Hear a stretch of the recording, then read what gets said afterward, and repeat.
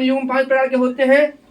पहला था वो आपका आसन्न कोण युग्म, रैखिक कोण युग्म, पूरक कोण युग्म, संपूरक कोण युग्म और ऊर्ध्वाधर सम्मुख कोण युग्म। ठीक है, इन सभी पांचों क्वेश्चन का परिभाषा आज इस क्लास में खत्म कर दिया गया है और कल से आपको क्या किया जाएगा कि इसी सब पांचों युग्म से क्वेश्चन करवाया जाएगा। ध्यान से यहाँ पे देखिएगा, फिर तो समझिएगा इस चीज को। यहाँ क्या लिखा हुआ है, कोण युग्म 5 प्रकार के होते हैं। ठीक है, जिसमें से पांचों प्रकार का जो नाम है वो पहला कौन सा होता है, आसन्न कोण, दूसरा होता है रैखिक कोण, तीसरा होता है पूरक कोण, चौथा संपूरक कोण और फिर पांचवा होता है ऊर्ध्वाधर सम्मुख कोण। ठीक है, तो पहले कोण के बारे में जो होता है यहाँ पे आसन्न कोण युग्म के बारे में वो बताया जा रहा है कि वैसा कोण युग्म जिसका एक उभयनिष्ठ शीर्ष हो, एक उभयनिष्ठ भुजा हो और उभयनिष्ठ भुजा के दोनों ओर मतलब कि विपरीत दिशा में दोनों कोण बनना चाहिए। जिस कोण के बारे में ऐसा कहा जा रहा है कि ये दोनों आसन्न कोण है ना, तो उसके लिए 3 बात फॉलो करना चाहिए होता हुआ। क्या चीज, पहला बात इसमें क्या होता है कि एक उभयनिष्ठ शीर्ष होना चाहिए। उभयनिष्ठ शीर्ष का मतलब ये होता है कि जो दोनों कोण है उसका शीर्ष एक ही स्थान पे होना चाहिए। ठीक है, अभी हम हर चीज बताइए आपको इस चित्र के माध्यम से। यहाँ पे जो चित्र बताया जा रहा है, एक उभयनिष्ठ शीर्ष होना चाहिए, एक उभयनिष्ठ भुजा होनी चाहिए और फिर उभयनिष्ठ भुजा के दोनों ओर वो कोण बनना चाहिए। देखिए आपके पास यहाँ पे जो चित्र दिखाई दे रहा है इस प्रकार से, ऐसा ऐसा यहाँ पे लिखा हुआ है क्या चीज, ए बी और सी, यहाँ पे लिखा हुआ है ओ। समझ आ रही है बात? यहाँ पे क्या कर रहा है देख लीजिए, इस आकृति में बना कोण ए ओ बी तथा कोण बी ओ सी है। ये जो आकृति है ना, इस आकृति में जो कोण दिख रहा है हमें वो कौन कौन सा कोण है, कोण पहला हुआ ए ओ बी यहाँ पे और बोल रहा है कोण बी ओ सी मतलब कोण बी ओ सी। क्लियर है? अब आगे क्या लिखा है देख लीजिए, कोण ए ओ बी जिसकी भुजा ए ओ और ओ बी है, कोण ए ओ बी ये वाला कोण। ठीक है, इसकी भुजा है सो ए ओ ये वाला है और ओ बी ये वाला है। क्लियर है? उसके बाद इसका शीर्ष ओ है, इसका जो शीर्ष है कौन सा है, ओ है। आप इसी को अच्छे से जानते हैं कि किसी भी कोण का निर्माण होने के लिए उसकी 2 भुजाएं आवश्यक, मतलब उसकी 2 भुजाएं आवश्यक है। अगर एक कोण बनेगा उसमें 2 ही भुजा चाहिए, एक भुजा यहाँ पे, एक भुजा यहाँ पे। ध्यान पर रहा है? आगे देखते हैं क्या लिखा हुआ है, तथा कोण बी ओ सी, कोण बी ओ सी। ठीक है, जिसकी भुजा ओ बी और ओ सी है, ओ बी भुजा है और ओ सी भुजा है। ये क्लियर हो गया? इसका भी शीर्ष ओ ही है, इसका शीर्ष क्या होगा, ओ है। यहाँ से ये क्लियर हो चुका है ना कि इस कोण को बनाने के लिए भी ओ शीर्ष दिख रहा था और इस कोण के निर्माण में भी ओ ही शीर्ष दिख रहा था, मतलब एक उभयनिष्ठ शीर्ष तो दिख गया हमें, है ना, लिखा हुआ। यहाँ से यह स्पष्ट होता है कि दोनों का शीर्ष ओ है, दोनों का, इस कोण का और इस कोण का, दोनों का शीर्ष क्या है, ओ है। तथा ओबी उभयनिष्ठ भुजा है, ये जो भुजा ओबी आपको दिख रहा है यहाँ पे, ये इस कोण में भी था और इस कोण में भी है ना।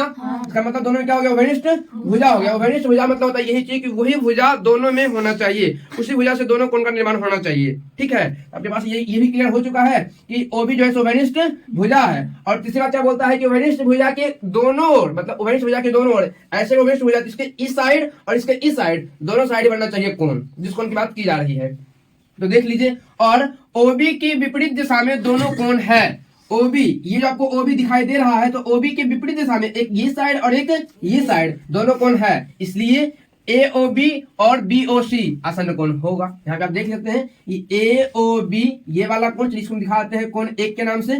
ठीक है, और कोण बी ओ सी इसको दिखाता है वो कोण 2 के नाम से। यहाँ से क्लियर हो चुका है कि ए ओ बी और बी ओ सी जो है कौन सा कोण युग्म हो जाएगा, आसन्न कोण युग्म। ठीक है, चलिए हम देखते हैं आप लोग रैखिक कोण युग्म क्या कहलाता है। सो रैखिक कोण युग्म, इसी को अच्छे से समझिएगा। ठीक है, थोड़ी सी कंफ्यूजन इसमें होती है, वो ये चीज है वो आपको यहाँ पे बताया जा रहा है कि आसन्न कोण ही रैखिक कोण कहलाता है। ठीक है, आसन्न कोण ही रैखिक कोण कहलाता है। लेकिन अब आपके पास यहाँ पे 2 आकृति दिया हुआ है, एक देखिए आकृति 1 दिया हुआ है, एक दिया हुआ आकृति 2। ठीक है, और दोनों को ही कहते हैं हम कि ये दोनों के दोनों ही आसन्न कोण है ना। तो अगर दोनों के दोनों आसन्न कोण है, इसका मतलब दोनों के दोनों रैखिक कोण होगा, क्योंकि मेरा परिभाषा तो यही कह रहा है आसन्न कोण ही रैखिक कोण कहलाता है ना। अभी तक हम अधूरा परिभाषा पढ़े हैं कि आसन्न कोण ही रैखिक कोण कहलाता है, सिर्फ यहाँ तक है बात, है ना। अभी अधूरा परिभाषा है, इसके बाद परिभाषा और भी कहता है कि जब उसके बाह्य कोणों का योगफल 180 डिग्री होना चाहिए। ठीक है, बाह्य मतलब बाहरी कोण। ठीक है, उनके बाह्य कोणों का जो योगफल है वो 180 डिग्री होना चाहिए। ठीक है, तब वो क्या कहला जाएगा, रैखिक कोण।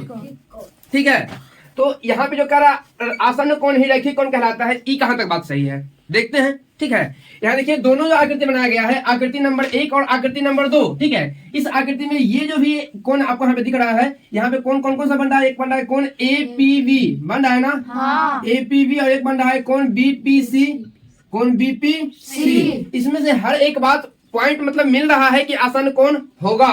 यहाँ पे देखिए हुआ, ये शीर्ष है, जो शीर्ष है जो पी है यहाँ पे, है ना, वो इसके लिए भी है, इसके लिए भी है। फिर उभयनिष्ठ भुजा भी है, वो पीवी नाम का जो है आपके पास ये जो दिख रहा है सो, है ना, ये उभयनिष्ठ भुजा भी है, जो इसमें भी है और इसमें भी है, ठीक है। और उभयनिष्ठ भुजा के दोनों ओर क्या जो है, कोण है। इसका मतलब कि आसन कोण तो हो गया, लेकिन क्या कहता है कि आसन कोण तो विपरीत कोण मतलब कि रैखिक कोण कहलाएगा, लेकिन उसके बाह्य कोणों का योगफल 180 डिग्री होना चाहिए। तो अगर यहाँ पे कुछ भी बन रहा है, यहाँ पे कोण, ठीक है, यहाँ पे कोई भी कोण बन रहा है और यहाँ पे कोई कोण बन रहा है, तो क्या इन दोनों को जोड़ने पर 180 डिग्री आएगा क्या? 180 डिग्री तो तब आता है ना जब वहाँ पे होता है कोई सीधी रेखा में बनता है कोण। दिख रहा है आप लोग को? 180 डिग्री कोण तभी निर्माण होता है जब वहाँ पे किसी सीधी रेखा में कोण बन रहा होगा, मतलब यहाँ पे जाकर बनेगा वो कितना, 180 डिग्री का कोण। सही है। तो वह इससे ये क्लियर हो चुका है कि आकृति नंबर 1 का जो आसन कोण है ये रैखिक कोण नहीं कहलाएगा। हम देखते हैं आकृति नंबर 2 के लिए। आकृति 2 में क्या कहता है कि आसन कोण पहले है या फिर नहीं है। चेक करते हैं। आसन कोण होने के लिए यहाँ जो कोण बन रहा है वो किस बात को फॉलो कर रहा है, देखते हैं। MOP है ना, कोण MOP, और एक कोण इधर जो बन रहा है वो कौन सा बन रहा है बाबू? NOP बन रहा है ना, NOP। अब MOP के लिए भी शीर्ष यहाँ पे O के पास है, NOP के लिए भी शीर्ष O के पास है, मतलब कि उभयनिष्ठ शीर्ष तो हो गया है। अब उभयनिष्ठ शीर्ष होने के बाद क्या चाहिए? OP जब के भुजा पे है ना, ये जो OP भुजा है वो इसके लिए भी है और इसके लिए भी है, मतलब उभयनिष्ठ भुजा भी हो चुका है, ठीक है। उभयनिष्ठ भुजा होने के साथ साथ कि इस भुजा के इस साइड भी कोण बन रहा है और इस भुजा के उस साइड भी कोण बन रहा है, मतलब कि आसन कोण का बात फॉलो कर रहा है ना। अब देखिए इसका जो बाह्य भुजा है, बाह्य कोण जो है यहाँ पे जो कोण बनता है, ठीक है, और यहाँ पे जो कोण बनता है, जिसका मतलब ये चीज कि पूरे के बारे में ऐसा कहा जा रहा है ना। यहाँ पे जो कोण बनेगा, यहाँ से लेकर के यहाँ तक की बात है, पर नहीं वाला बच्चा, है ना। यहाँ जो कोण बनेगा बाह्य अगर हम इसको कह देते हैं कि बन रहा है 110 डिग्री का, ठीक है, 110 डिग्री का, तो यानी हर हाल में बनेगा कितना डिग्री का? 90 डिग्री का बनेगा। 90 डिग्री का बोलिए, 70 का बनेगा। यहाँ पे एक सीधी रेखा बन रहा है कौन ना, कितना बनेगा बोला? 70 डिग्री का। ये क्लियर है कि यहाँ पे जो भी आसन कोण हमें दिख रहा है वह रैखिक कोण है, ठीक है। यहाँ पे चूंकि बाह्य कोणों का योगफल जो होता है 180 डिग्री दिखाई पड़ रहा है, चूंकि एक सीधी कोण पर बन रहा है, एक सीधी लकीर पर बन रहा है कोण, है ना। हो गया क्लियर? चलिए ठीक है। पूरक कोण युग्म, ठीक है, इसकी डिफिनेशन में, इसकी परिभाषा में लिखा हुआ क्या चीज है कि वैसा कोण युग्म जिसके दोनों कोणों का योगफल 90 डिग्री होता है, ठीक है, वैसा कोण युग्म जिसके दोनों कोणों का योगफल 90 डिग्री होता है, वह कोण एक दूसरे का आपस में पूरक कोण कहलाता है। जैसे कि आपको हम एक चित्र दिखा रहे हैं, यहाँ पे लिखा हुआ है चित्र में क्या चीज, MON, और फिर यहाँ पे लिखा हुआ है P। यहाँ देखिएगा आपके पास जो दो कोण बन रहा है वो कौन कौन सा है? पहला जो कोण है वो कौन है? MOP, तो हम दिखा देते हैं MOP, और एक कोण और बन रहा है PON, तो PON, ठीक है। आप एक फाइनली कोण देख लीजिए, ये जो बड़ा सा कोण हमें दिखाई दे रहा है, ये वाला MON नाम का जो कोण MON नाम का दे रहा है, ठीक है, ये कोण 90 डिग्री बन रहा है या फिर नहीं बन रहा है? देखिए परफेक्ट, अगर कोई सीधा लकीर दोनों की ओर दिखाई पड़े, है ना, इस प्रकार से, फिर यहाँ पे बनता है 90 डिग्री का कोण, बनता है ना। हाँ। इसे तो आप जानते ही हैं। हाँ। चलिए वो अब आपको क्या कह रहा था कि कोई कोण युग्म अगर यदि जो दोनों कोणों को जोड़ने पर 90 डिग्री आता है तो हम वैसे कोण युग्म को कहते हैं पूरक कोण, ठीक है। आपको यहाँ पर से ये क्लियर हो गया होगा कि ये कोण का मान अगर 30 डिग्री है ना, और इस कोण का मान अगर 60 डिग्री है, ठीक है, तो ये क्लियर है।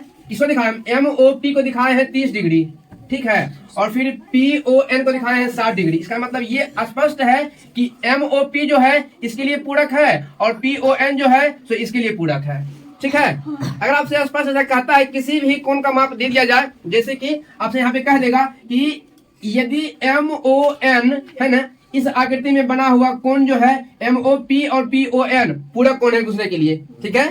ऐसा कहता है कि एक दूसरे के क्या चीज है? पूरक कोण है। और यहाँ पे बता रहा है कि एक कोण का मान दिया जा रहा है 43 डिग्री। कितना डिग्री? 43 डिग्री। फिर दूसरे कोण का मान क्या होगा? निकाल पाइएगा क्या? हाँ। निकाल दीजिएगा। कैसे निकालिएगा?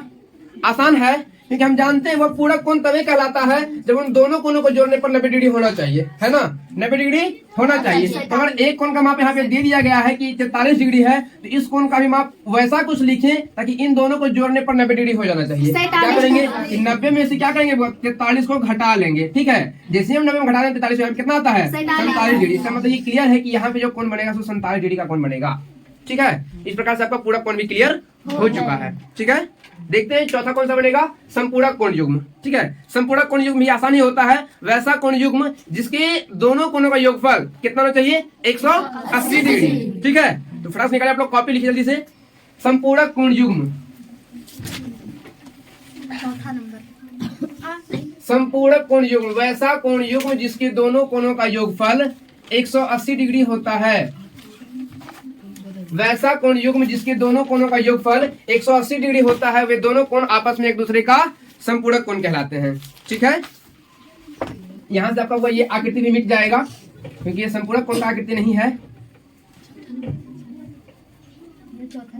ये आपका सबसे लास्ट कोण युग्म बताया जा रहा है, ऊर्ध्वाधर सम्मुख कोण युग्म। ठीक है, इसका डिफिनेशन परिभाषा क्या कहता है समझिएगा कि दो प्रतिच्छेदी रेखाओं से बनी कोण जिनकी कोई उभयनिष्ठ भुजा नहीं होनी चाहिए। ठीक है, दो प्रतिच्छेदी रेखाओं से बना कोण मतलब कि इस प्रकार से देखिए, ये जो है और ये जो है। ठीक है, प्रतिच्छेदी रेखा मतलब ये होता है कि दोनों एक दूसरे को इस प्रकार से काटना चाहिए। ठीक है, अगर एक दूसरे को इस प्रकार से काट रहा है इसका मतलब ये हो गया हुआ कि जो NP जो रेखा है और MQ जो रेखा है एक दूसरे को प्रतिच्छेद कर रहा है, मतलब काट रहा है। ठीक है, तो एक दूसरे को प्रतिच्छेद करना ही कहलाता है प्रतिच्छेदी रेखा। क्लियर है, ये जो एक दूसरे को काट रहा है ये यहाँ पे हुआ प्रतिच्छेदी रेखा। ठीक है, तो दो प्रतिच्छेदी रेखाएं हैं और जब एक दूसरे को काटती है तो देखिए यहाँ पे कोई कोण बनता है। ठीक है, इधर बन रहा है, इधर बन रहा है, इधर बन रहा है और इधर बन रहा है। यहाँ पे जो कोई कोण बनता है वही एक दूसरे क्या कहलाता है, ऊर्ध्वाधर सम्मुख कोण। कैसे कहलाता है बताते हैं, देखिएगा ये जो कोण बन रहा है कोण MON नाम का। ठीक है, MON ये वाला कोण, तो इसका जो सम्मुख कोण हो जाएगा सो ये वाला हो जाएगा, इसके जस्ट सामने वाला, इस प्रकार से ऐसे ऐसे। ठीक है, इसका जो कौन सा होगा हुआ, ये होगा POQ नाम का, यहाँ लिखा हुआ है MON तथा POQ ऊर्ध्वाधर सम्मुख कोण है। ठीक है, उसके बाद क्या होता है, ये लिखा हुआ है कोण MOP तो कोण MOP तथा कोण NOQ जो ये वाला रेखा है, सॉरी ये वाला जो कोण है, ये वाला कोण। ठीक है, ये एक दूसरे क्या चीज है, ऊर्ध्वाधर सम्मुख कोण है। ठीक है, इस प्रकार से जब दो प्रतिच्छेदी रेखाएं एक दूसरे को आपस में काट देती है और तब वहां पे जो कोई कोण बनता है उसके आमने सामने दोनों कोण क्या कहलाया एक दूसरे के लिए, ऊर्ध्वाधर सम्मुख कोण। ये क्लियर है कि यहाँ पे जितना डिग्री कोण बनेगा वहीं पे बनेगा इधर ये वाला, ये दोनों सेम होगा। ठीक है, जबकि ये दोनों भी सेम होगा। इसको लोग क्या बोलते हैं, ऊर्ध्वाधर सम्मुख कोण। इस प्रकार से आज की क्लास में सिर्फ आप लोगों को क्या किया गया है कि कोण और कोण युग्म के जो प्रकार थे इन सभी को खत्म किया गया है और कल इन्हीं सभी क्वेश्चन से मतलब इन सभी परिभाषाओं से आपको क्वेश्चन बताया जाएगा। ठीक है, इसलिए क्लास को चुकिएगा मत, ध्यान दीजिएगा कि जितना भी पांचों प्रकार का नाम बताया गया कोण युग्म 5 प्रकार के होते हैं। पहला था वो आपका आसन्न कोण युग्म, रैखिक कोण युग्म, पूरक कोण युग्म, संपूरक कोण युग्म और ऊर्ध्वाधर सम्मुख कोण युग्म। ठीक है, इन सभी पांचों क्वेश्चन का परिभाषा आज इस क्लास में खत्म कर दिया गया है और कल से आपको क्या किया जाएगा कि इसी सब पांचों युग्म से क्वेश्चन करवाया जाएगा।